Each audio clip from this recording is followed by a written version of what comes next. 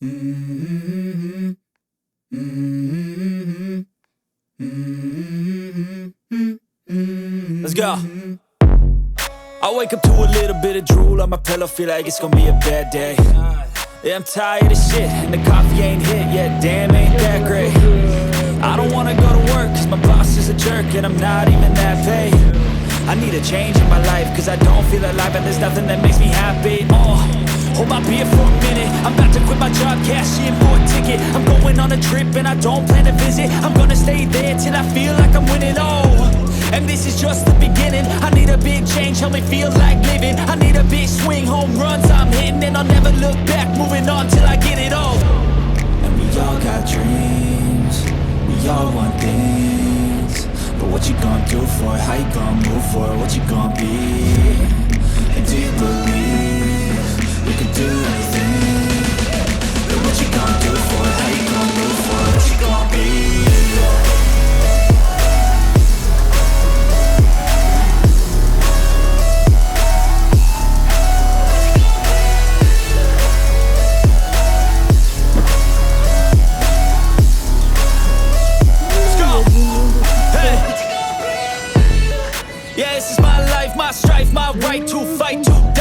On est officiellement à Saint-Vincent-les-Grenadines. Bon, on a passé 1 heure. Il y avait un monde incroyable. Tu me diras, on est arrivé à 9h. Donc forcément, on est lundi matin, 9h. À mon avis, on n'est pas les seuls à ne pas avoir fait la clairance ce week-end. Non, c'est surtout que en fait, il y a du monde, quoi. Après, c'est plus détente quand même quand tu sais comment ça marche après. Bah, c'est surtout qu'on a tout fait sur ça va. Et avec facile, Clear, c'est mieux aussi. Ouais. Parfait, quoi. Allez, il n'y a plus qu'à aller se balader maintenant.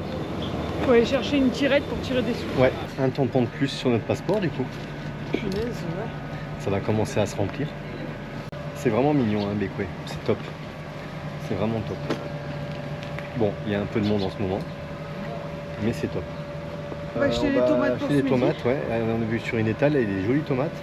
Alors, bizarrement, les tomates qu'on achète ici, alors c'est peut-être des productions locales ou j'en sais rien, enfin, elles sont meilleures qu'en Martinique.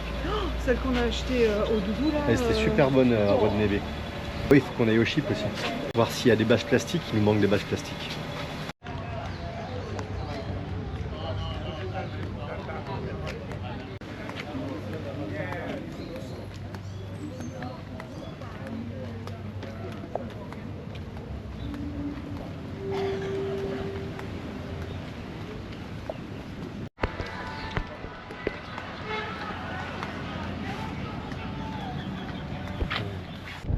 Aujourd'hui, on quitte Bécoué.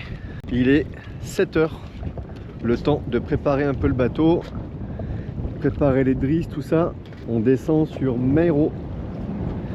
Petite île un peu plus au sud. Bien sympa aussi. Ils nous annoncent 22 en rafale. Ben, c'est bien, on va avancer, on va avancer. Il y a une petite houle là qui rentre depuis hier matin, je dirais. Ça fait que dans la baie, c'est un peu haché. Pas foufou, mais bon, c'est pas non plus trop inconfortable, ça va, ça le fait. Il y a un gros bateau qui arrive encore là-bas, c'est le balai des yachts ici aussi.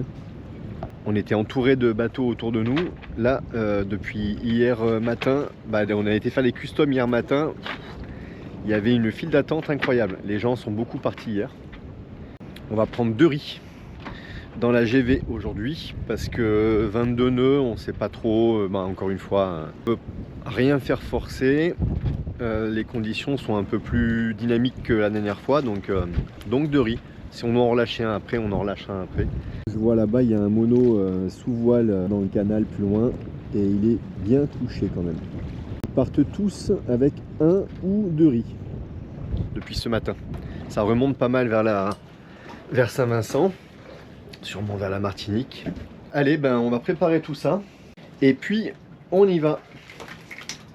Ça y est, on est parti du mouillage. On attend, on va juste dépasser le monstre qu'il y a là. On va le contourner pour aller hisser la grand voile juste un peu derrière. Surtout qu'il y a un peu de monde qui part ce matin de la baie. Il commence à charger les gens dans les petites navettes là pour aller à terre. Elle est très très jolie la baie d'Echo et la Port Elizabeth, c'est vraiment joli.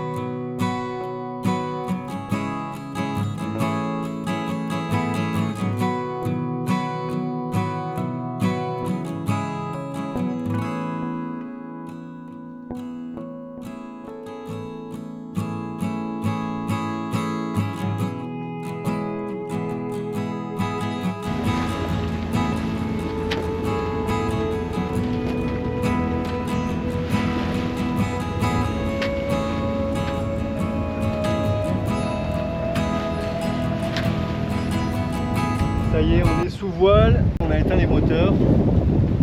Direction Maero. Il est annoncé entre 15 et 20 nœuds de vent et bon, la mer relativement calme. On s'est aperçu que le lazy bag s'était déchiré sur le côté un petit peu. C'est au niveau d'une ancienne réparation qui avait été faite. On a un peu de Sambrella rouge. On pourra peut-être essayer de réparer. On a mis Génois que sorti de la baie parce qu'il y avait d'une, il y avait du monde, de deux, on avait le vent complètement presque à 180 en fait. De toute façon, il aurait été déventé par la GV. On est quelques-uns à descendre, mais voilà, on avance pas si mal pour l'instant. J'essaierai de peaufiner un petit peu les réglages aussi, pour profiter qu'on ait du bon vent. On se traîne. On se traîne, alors pourtant il y a des super conditions, c'est on va dire presque les conditions idéales. Mais j'ai fait deux erreurs là de réglage de voile. J'ai oublié de verrouiller mon riz quand on a envoyé la GV en partant ce matin. Mais il n'y avait pas beaucoup de vent, on était face au vent, ça va. Sauf qu'à un moment donné, la voile c'est juste un peu... La voile a un peu gonflé. Et ce qui fait que ça m'a fait remonter un peu la baume. Puisque le palan d'écoute de GV était un peu lâché, normal, quand on monte la grand voile. Plutôt que de reprendre le palan tout de suite, j'ai pris mon riz. Ce qui fait que, en vrai, j'ai faussé mon réglage de GV. La deuxième erreur, c'est qu'on a pris deux riz dans la GV, on aurait dû en prendre qu'un. Mais en fait, on ne savait pas que le vent allait baisser. Il nous annonçait jusqu'à 22, 23 en rafale hier. Ce matin, c'était déjà descendu à 20-21. C'est descendu à, on est plutôt à 19-20. On a plus souvent 16-17 nœuds de vent, voire 15, que 21 ou 22. Avec deux riz dans la GV, autant dire que c'est pas assez. Donc on se traîne. C'est pas très grave, on a le temps, c'est pas une nave très longue. J'ai mal au cou à mort depuis déjà hier. Ça fait 2 nuits que je dors pas très bien à cause de ça. Un peu mal au crâne et tout, donc se remettre face au vent, régler, qu'on redescende la baume, faire tout ça là dans les vagues et tout, on n'a pas vraiment envie. On reste comme ça, c'est pas très grave, on arrive 1 heure après que prévu, tant pis, c'est pas grave. C'est juste dommage parce que c'était la dernière bonne navigation avant les 4 mois bloqués quoi. Parce qu'après oui on va faire un peu de voile on va aller faire la clairance de sortie à Union, c'est à 1 heure environ de Kariakou, donc on va pouvoir faire de la voile quand même. On aurait pu se régaler parce que les conditions sont juste top, entre 15 et 20 nœuds de vent, de travers. C'est conditions idéales quoi. Moi je trouve que c'est très bien, c'est toi qui vas pas. Oui moi ça va, non mais c'est parce que je préférais, dans les conditions qu'on a, on pourrait aller plus vite. Et c'est pas une question de vitesse, d'absolument aller vite. C'est parce que il y a des choses que je comprends pas parfois dans les réglages. Et ça m'énerve de pas comprendre parce que j'aime bien comprendre les choses. Je vais rester sur ma faim pendant 4 mois après ça va me gonfler. Parce que du coup tu restes sur un échec, tu restes sur un... Tu vois échec, non mais sur un échec, tu restes sur une incompréhension. Voilà.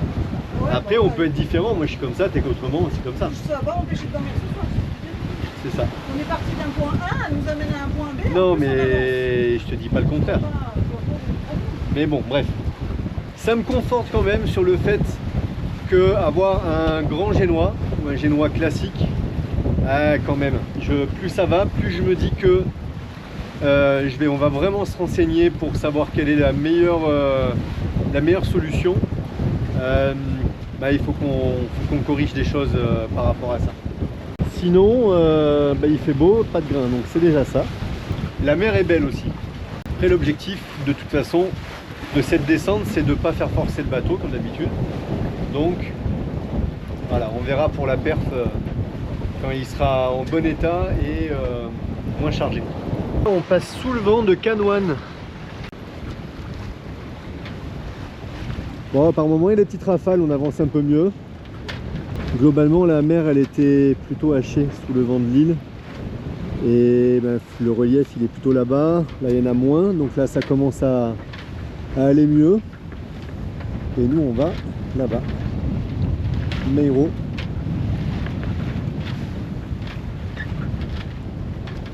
Ça se passe bien. Ça se passe même très bien. Il y a des gros bateaux à Canoine. Là, il y a un gros bateau de croisière. On le voit moins, mais par là, il y a un gros yacht. On s'y arrête pas cette fois-ci. Déjà parce qu'il faut qu'on fasse des choix.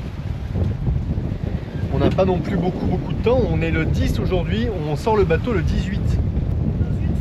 Dans une semaine. Donc... profiter des voyages autour de Kariakou pour le ouais, voilà, on pourrait profiter un petit peu. On est quoi aujourd'hui, mardi? On va y rester jusqu'à demain. Ah, demain on rebouge déjà. Ah ouais? Je sais pas. Ah non, jeudi on a dit Union. Jeudi, on verra. À Clifton. Jeudi. Oui, si comme si ouais. Vendredi on peut reprendre pour Kariakou. On va essayer d'aller mouiller soit à Frigate Island, soit à Clifton. C'est sur la ligne de dessous Meiro. Pour aller faire la clairance.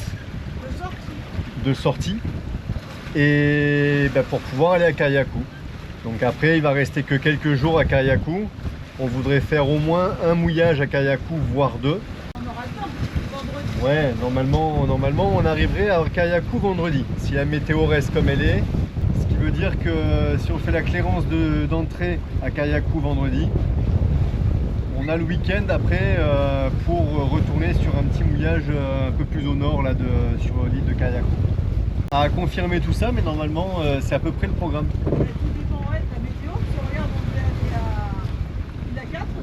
Ouais, il y avait de la houle qui rentrait, le mouillage il n'était pas confortable si on allait dans un mouillage en plus encore plus exposé que là on était à Békoué forcément.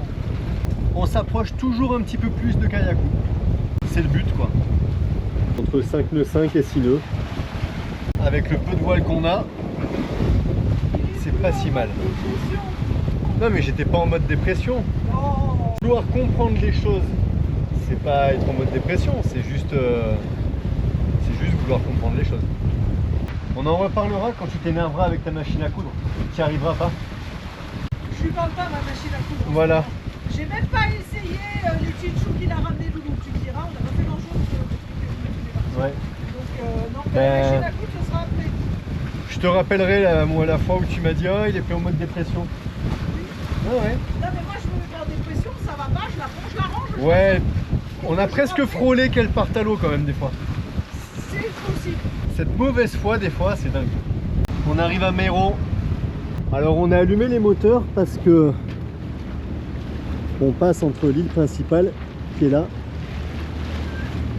et un joli récif qui a là. Ah, j'ai réglé mes voiles. On est passé entre le récif là qui a là et l'île principale. On a démarré les moteurs. Ils sont en point mort, mais au moins on est prêt si jamais il y a besoin pour X raisons.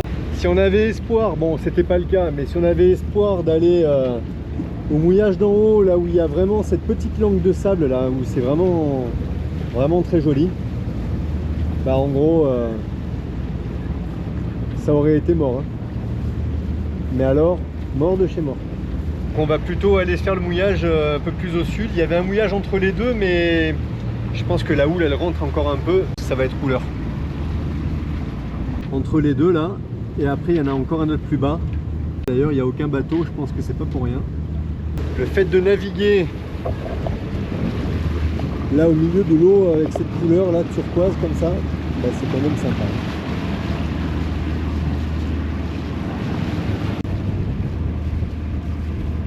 Pas mal, pas mal. Quand tu vois des grenadiers, c'est pareil. C'est ça. La couleur, elle est la même. Ouais, la couleur de l'eau elle est quand même exceptionnelle. Ce mouillage magnifique, mais trop peuplé, vraiment trop peuplé en tout cas aujourd'hui quoi. Vraiment un beau mouillage. On va avoir le nez du bateau devant la plage là-bas et il y a juste une langue de sable, juste une plage, et de l'autre côté après il y a... En fait ça fait une presqu'île quoi. On a regardé un peu là, Croisance B, c'est le mouillage qu'il y a au milieu de l'île de Méro, mais ça va beaucoup rouler. On va voir, je pense que ça sera peut-être à peu près la même chose là-bas, en dessous. On a vise arriver là-bas. Il y avait vraiment trop de monde à Méro là, à Saline B, c'est ça, ouais, Saline B. Du coup on va essayer Chatham B à Union. Je pense qu'il va y avoir du monde aussi. Il y a quand même de la place en principe. Et surtout ça sera plus abrité de la houle. Là-bas on voyait que ça déferlait bien sur les plages. Du coup on ne peut pas se mettre trop proche. Et en fait on est tout de suite à 10 mètres de profondeur pour le mouillage en arrière. Et du coup très exposé à la mer quoi. Je suis en train de regarder les commentaires à Chatham B. On connaît, après on y a été deux fois? Ouais, on a dû y aller 2 fois à Chatham B. Dont une fois où on est quand même resté, je pense, bien une semaine, je pense. Plus peut-être même, ouais. Très beau mouillage d'ailleurs. C'est une baie un peu plus fermée. Donc on imagine que ça sera peut-être moins soumis à la houle de nord-ouest là. Je sais pas, on va voir. Bon après, il est pas tard. Il est 14h15, on est censé arriver dans moins de 3/4 d'heure. On va éviter de mettre la bouée d'Orin parce que... Non, parce qu'on a décroché et j'étais toute seule avec Loulou sur le bateau. J'étais parti courir et la bouée d'Orin s'est empapaouté dans la patte d'oie. Du coup ça nous a en fait levé l'ancre. Même pas dans la patte d'oie en fait, dans la chaîne, enfin une dinguerie quoi, bref. Mais tout ça sans gain d'eau. Tout ça, ah ouais, tout ça avec un guindeau merdique. On avait le guindeau mais il tenait pas beaucoup puisqu'on était en train de réparer ça avec Loulou. Ah du coup des nerfs tout pour un paquet de chips. Regarde, on n'est pas bien là, regarde. On est à 5 nœuds, moteur juste en prise. Et on a remis... Avant l'apéro quand même, ce soir. Ah, avant l'apéro de ce soir, oui, on sera arrivé quand même. Ouais, alors pour le coup, on a en fait, pour pas ressortir les voiles, en même temps, il n'y a pas non plus énormément de vent, bien que là j'ai 14. Tout à l'heure, on avait beaucoup moins. On a juste sorti le génois. On arrive bientôt. On a bien failli s'arrêter à Méro. On a bien failli manger aussi. On a failli. C'est comme ça, hein. C'est les imprévus du bateau. Là, quoi qu'il en soit, même si on mouille profond, on s'en fout. On a ce qu'il faut en mouillage, on va mouiller plus profond et puis c'est pas grave, on verra bien, c'est juste pour ce soir. Il n'est pas annoncé non plus un vent de folie. Tu veux pas du chips? Bah si, mais je parle pour l'instant, tu vois. Ah, tu peux pas faire deux choses à la fois. Ah mais non, c'est vrai. Ouais, tu vois, je peux manger des chips, mais je peux pas. Il fallait bien un moment où elle deviendrait désagréable. Forcément. Bon, je vais déjà manger quelques chips. Après on verra. Du coup, il va couper pour manger quelques chips. Exactement. Et il rallumera après. Presque arrivé à Chatham B. On n'est pas tout seul. Il y a le Ponant qui est là. Mais a priori, il y a quand même de la place pour nous.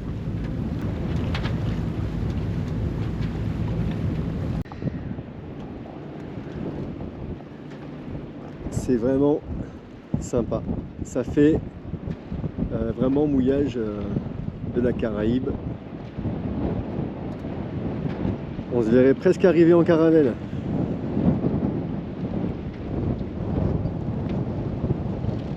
Ça rafale un peu ici, hein.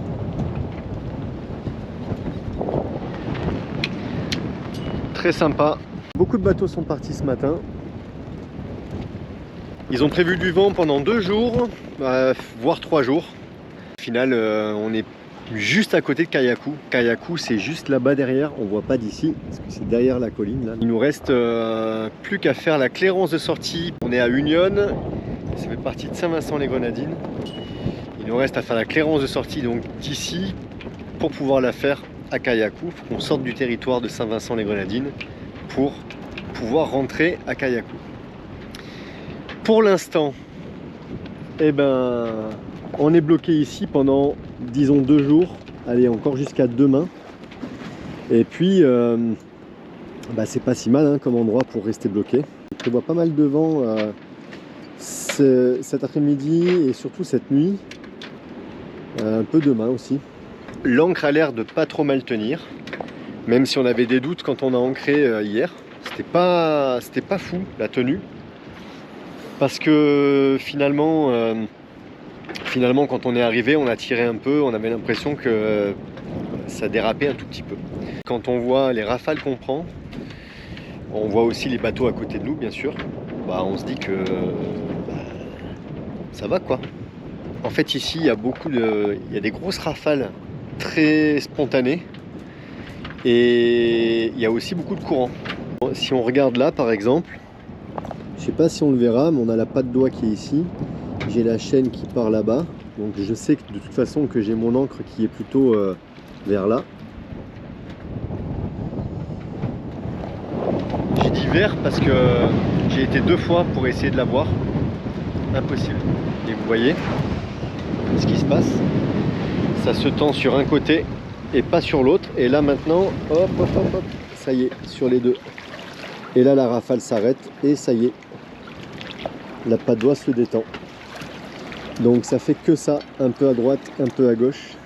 Et quand la rafale s'arrête, il y a des courants un peu contraires. Qu'est-ce qui se passe? Eh bien, on va se tendre un peu à l'inverse. Donc la patte d'oie se met un peu à l'envers. Ça fait continuellement ça. Et l'avantage, c'est que quand les rafales s'arrêtent et que c'est le courant qui prend le dessus, finalement la chaîne se détend complètement. Des fois même elle se renroule un peu sur elle-même. Et quand ça souffle, ça a le temps de laisser la rafale passer avant de se tendre complètement. Donc ça fait un bon amorti. Voilà, et là la rafale, il y a encore une autre rafale. De toute façon on les voit arriver sur l'eau.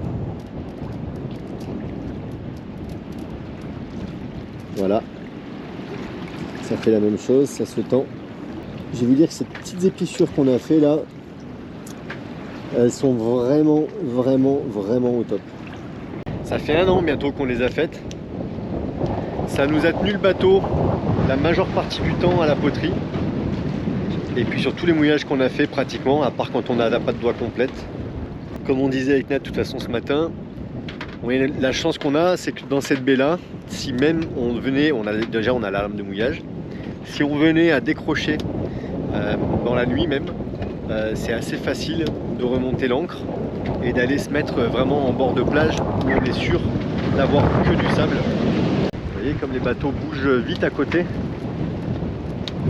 On voit que ça rafale vraiment violemment. Là ça y est, le bateau s'est tendu. On a vraiment senti un coup de... Ah mais on bouge pas là.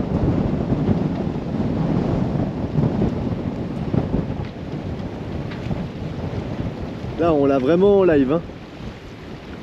Regarde combien voilà. Ça fait. De quoi? Ah la rafale. Bon là on a pris à mon avis un bon 35. 37. Et voilà. Et coucou tout le monde. C'est la fin de la vidéo. On va essayer de faire une fin de vidéo beaucoup plus sérieuse que la dernière. Parce que la dernière était complètement catastrophique. Je vois vraiment pas de quoi tu veux parler.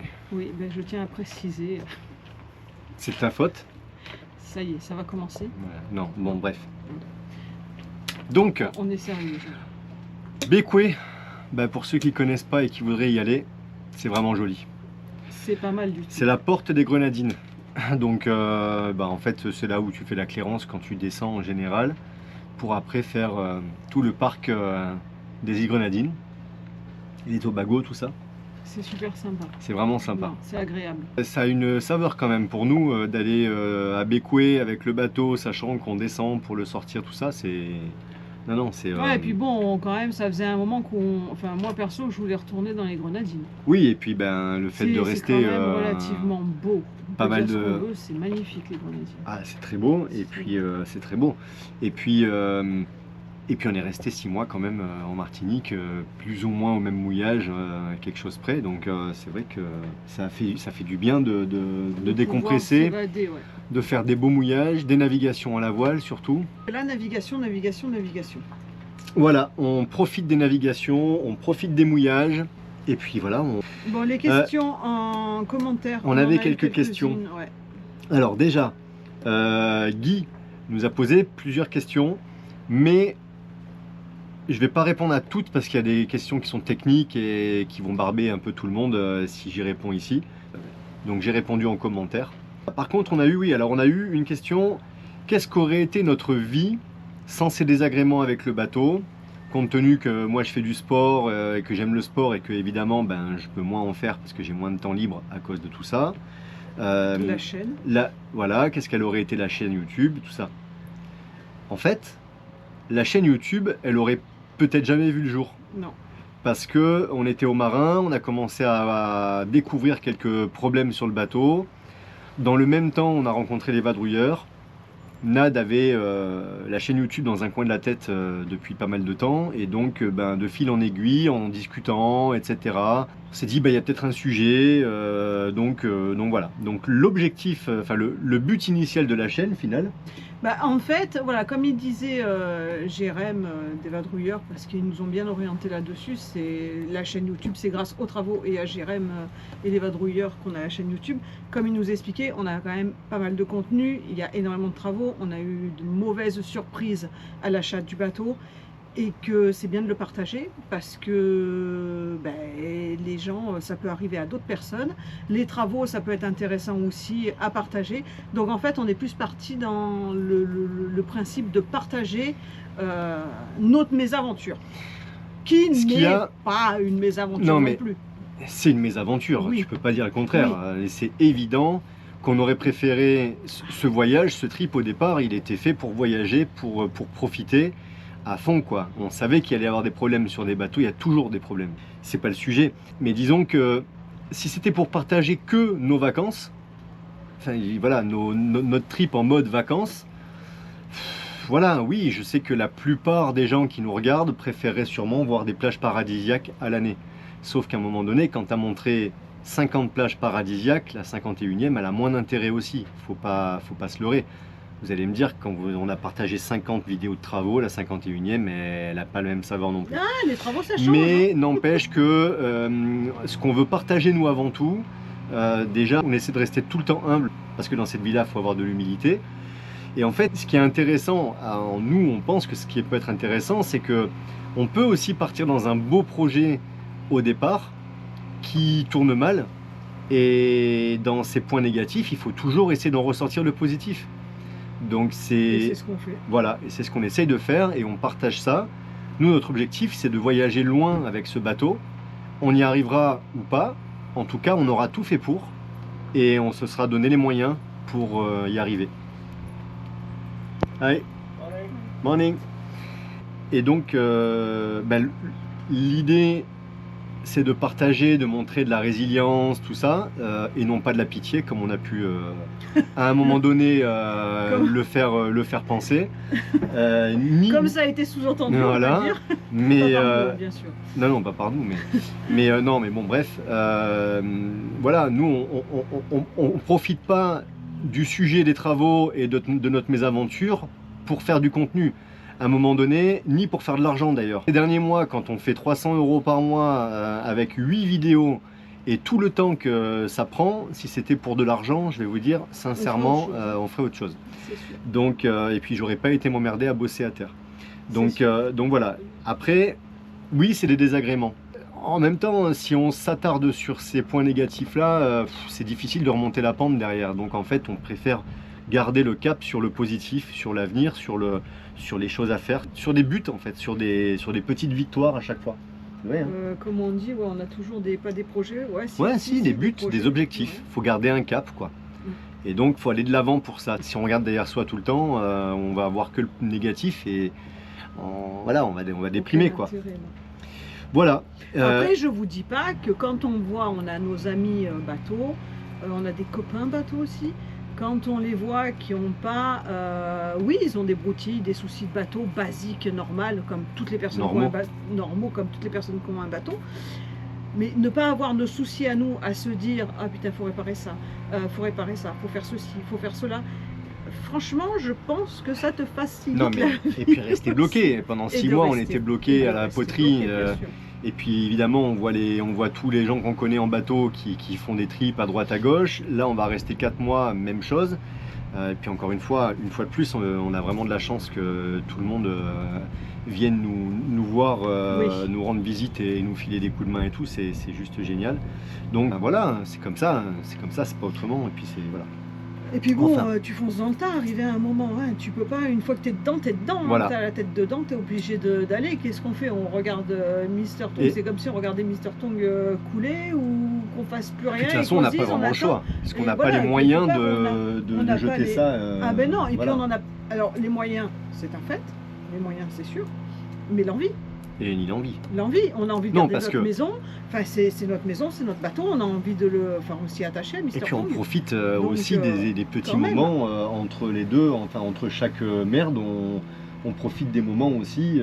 Voilà, on essaie de profiter des bons moments aussi. Ah mais carrément. Et puis la vie à côté, la vie avec les copains, la vie et tout ça, la vie bateau, la vie mouillage, ça nous plaît. Donc on n'a pas du tout envie de stopper ça. En vrai, avec tous les problèmes qu'on a sur ce bateau.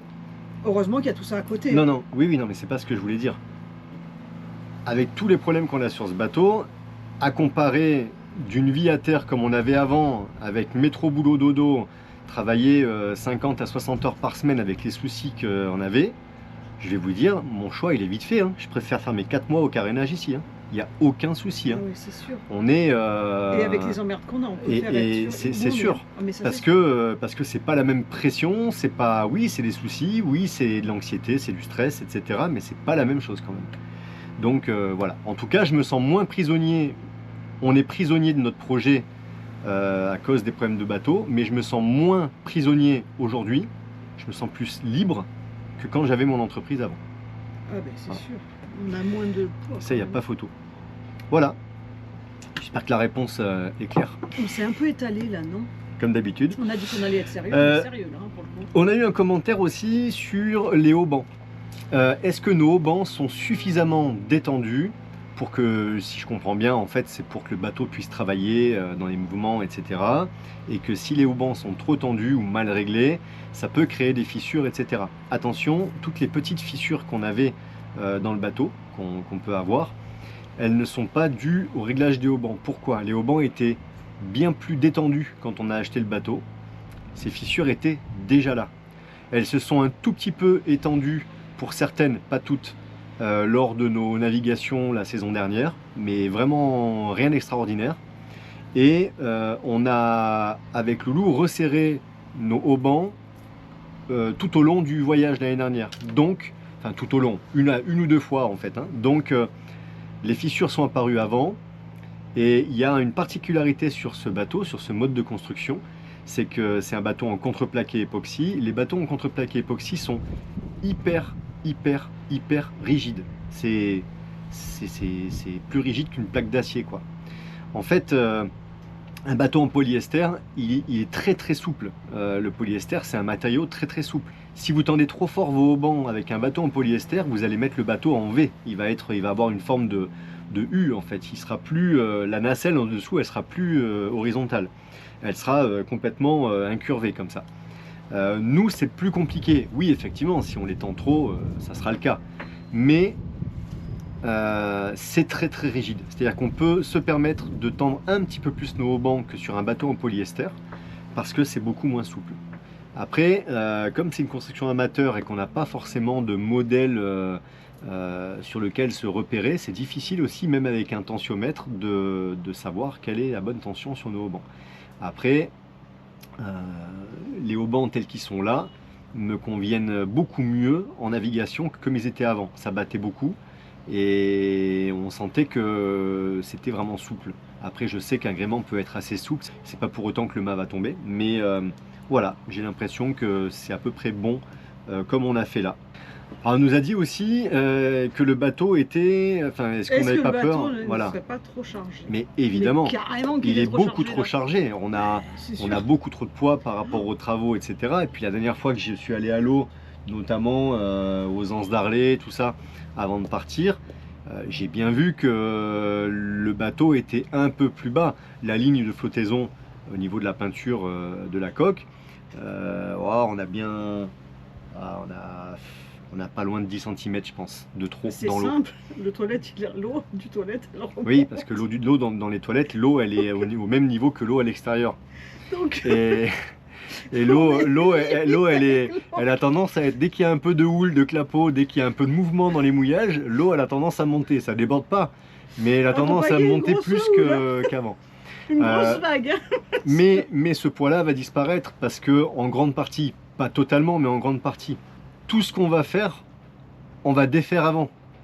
Donc oui, il y aura un peu de poids supplémentaire, mais ça va se jouer à quelques dizaines de kilos. Ça sera peut-être, je sais pas, on va y rajouter peut-être 100 ou 150 kilos sur le bateau par rapport à avant. Mais pas beaucoup plus. On en avait parlé, je crois, un peu la dernière fois. On a un rouleau de fibre de verre de 50 kilos. Ça, effectivement, ça va être en plus. On doit avoir 80 litres d'époxy. Ben, ça va être en plus. C'est encore 80. Tu vas le gratter. Oui, l'époxy. Le bois, ben, ce qu'on va mettre en bois, ben, on l'aura enlevé avant. Donc voilà, il y aura quelques renforts, tout ça. Mais si on aura peut-être mis entre 100 et 200 kg. Mais je préfère avoir un bateau avec 100 ou 200 kg de plus qu'avant, mais avec des cloisons renforcées, avec tout ce qu'il faut pour qu'il soit costaud et tout ça.